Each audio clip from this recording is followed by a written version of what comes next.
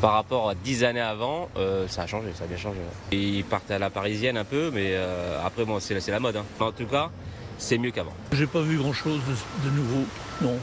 Il est bien gentil, il est très aimable, bien, mais je sais pas ce qu'il fait. On sait pas trop ce qu'il fait en fait. Il manque un peu de communication. On voit la sécurité qui est un peu plus prise en compte. Moi j'habitais à la Belle de Mai, c'était une catastrophe, maintenant ça va. Nous on a des maires de secteur, donc après c'est vrai qu'on n'a pas vraiment cette vision,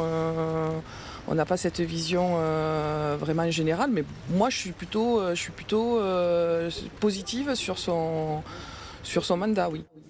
Alors, avant de parler, comme je l'avais dit, de l'augmentation de la taxe foncière, on va rebondir à ce qu'a dit cette habitante de Marseille sur la sécurité. La sécurité, un thème qui traditionnellement est un thème de droite. Et on voit bien qu'à la fin de son mandat, Benoît Payan, il a misé beaucoup sur la sécurité. Il s'est converti en quelque sorte aux caméras de vidéosurveillance, augmentation des policiers municipaux. Ça va être le thème, ça, de cette campagne pour 2026. Forcément le premier thème de campagne des municipales. On le voit bien dans toutes les enquêtes d'opinion qui sont conduites partout en France et dans toutes les villes. Les Français veulent davantage de sécurité. La lutte contre le narcotrafic, on sait que dans nombre de villes, et notamment à Marseille, là aussi, c'est regardé très précisément par les habitants. Alors, beaucoup d'élus parlent d'un sentiment d'insécurité quand ils considèrent qu'il n'y a pas de sujet et qu'il faut ne pas le traiter. La réalité, quand même, c'est que les Marseillais pensent qu'on n'est pas dans une ville où la sécurité règne. D'ailleurs, on l'a vu, Martine Vassal disait il y a encore 2 semaines, sur le Vieux-Port, je ne peux pas me promener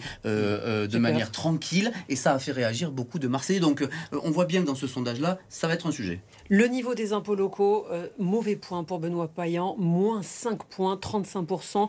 Là qui sont là, on parle clairement de 2022 et cette augmentation de la taxe foncière de plus 14% à Marseille pour les propriétaires. Donc ça, visiblement, c'est pas passé. Non, c'est pas passé, et c'est classiquement surtout pour un maire de gauche. C'est surtout pour un maire de gauche, mais d'abord pour les maires.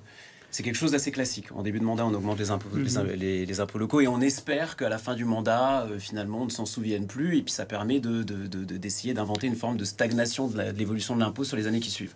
Donc ça, c'est aussi une question de communication. Toujours est-il que je pense que Benoît Payan a essayé quand même de justifier cette augmentation des impôts par l'alerte qu'il avait donnée sur l'état des caisses de la ville, pour essayer de lui donner une cohérence. Mais en même temps, qui apprécie de voir ses impôts augmenter ? C'est quand même quelque chose qui est fondamental. La question, c'est pour faire quoi ? Et c'est là que le bilan sera fondamental. Merci beaucoup à tous les deux. Ce sondage, on vous a révélé seulement quelques parties de ce sondage. Olivier, il est à découvrir demain dans le journal La Provence. Peut-être un mot pour ceux qui nous regardent sur quel thème est-ce qu'on va pouvoir voir l'union des droites, l'union Vassal-Payan, la loi PLM, plusieurs choses. Hein. Absolument, vous avez tout dit. Non, c'était pour vous. On parlera de l'union possible. Benoît Payan, Martine Vassal, vous savez qu'elle a circulé un peu en ville. Le sondage va nous dire si les Marseillais la veulent ou la rejettent. Puis on parlera évidemment de l'ensemble des thématiques, des attentes, des besoins des Marseillais. 4 pages à retrouver dans La Provence avec de nombreuses réactions, vous allez le voir.